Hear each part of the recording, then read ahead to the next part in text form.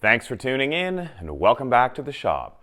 If you're new here, this is our 2013 Mitsubishi Fuso FG and I'm turning it into an overland camper.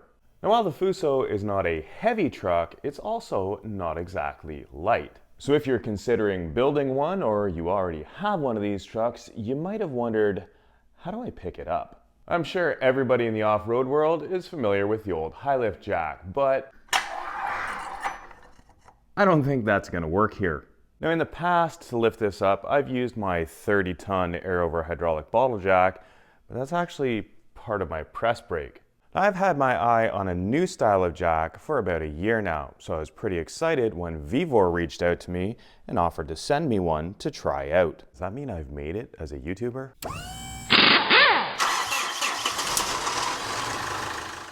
Let's take a look at what they've sent me. What is inside this box? Well, that looks pretty cool. This is a 5-ton airbag jack. Now the curb weight of this truck, cab and chassis form, is about 6,000 pounds. And since we're not really trying to lift the whole truck off the ground at the same time, we should have no problem lifting it to get an axle up, to change a wheel, or to get unstuck. And that brings up two of the reasons why I was interested in this style of jack to start with. Number one, when it's compressed, it's actually only about 6 inches high. That means with a flat tire, you should still be able to slip it under the axle. The second part is the amount of surface area on the underside. So if you're on soft ground, you still have a large surface area that is going to help distribute the weight while you're trying to lift up the truck. And I don't know about you, but inevitably if you carry an old bottle jack around in a truck, they start to leak and you end up with oil all over the inside of your truck. This is powered by air.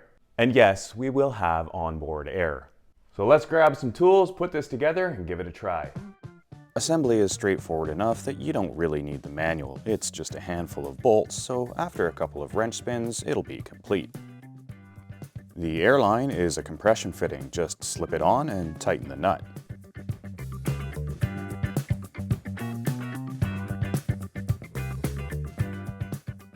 I do think that it's pretty cool that they did include both a short and a long quick connect, but it would have been nice just to have a little bit of Teflon tape to put them in with. I mean, not really a deal breaker. You've probably got 20 rolls of it laying around your shop anyway. Thread the air fitting of your choice in and tighten it up. Well, that's it for assembly. Pretty simple. Before we stick it under the truck, let's give it a try.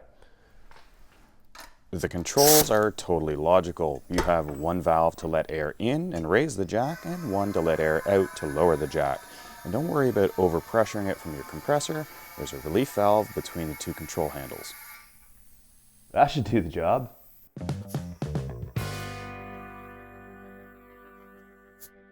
Another thing I like is the fact that this handle is long enough that I'm not underneath the truck and I can easily get this to where I need it to be.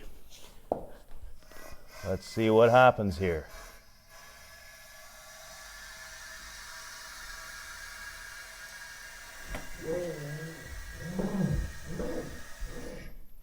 Look at that! Back half of the truck is off the ground. Definitely, that is much faster, much easier than anything that I've used before. Let's give it a try on the front. These wheels are a game changer over the bottle jack, not only for positioning, but just general moving around. The Fuso front axle does have a small pad at each side for a bottle jack, so that's my target in this case.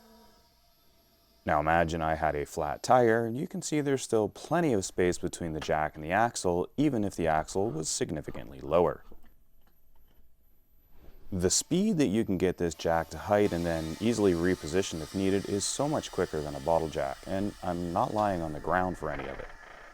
The jack has no issue lifting the front at all. If I'd had any doubts, this is where it was going to be. Couldn't be easier.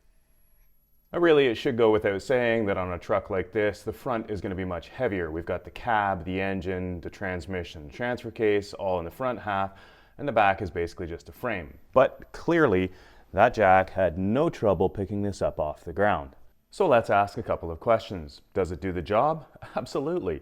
Picked up the entire back of the truck, no problem at all. We can get the front off the ground to change a tire or get something underneath the wheel if we're stuck. The wheels and the handle make this so much easier to move around and position than the old bottle jack. And I say that in itself is a huge advantage. The handle is easy to position. The valves are easy to operate and provide good control. The lowered height is a compact 6 inches and the raised height is about 18, giving a 12-inch overall lift. The relief valve protects you from overinflating. It's easy to lower and it's very quick to inflate. Will it stand the test of time? That's the only question that I can't answer. But for now, this seems to do exactly what I need it to do. So if you're looking for a simple, quick, and easy way to pick up your medium-duty truck, take a look in the video description where you'll find a link and discount codes for you to purchase your 5-ton Vevor air jack. Thanks to Vevor for reaching out to me. This is something I've had my eye on for about a year now, and it's nice to finally put it to the test.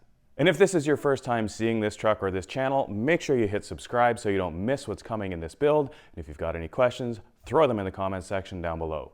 Thanks for watching, and we'll see you next time.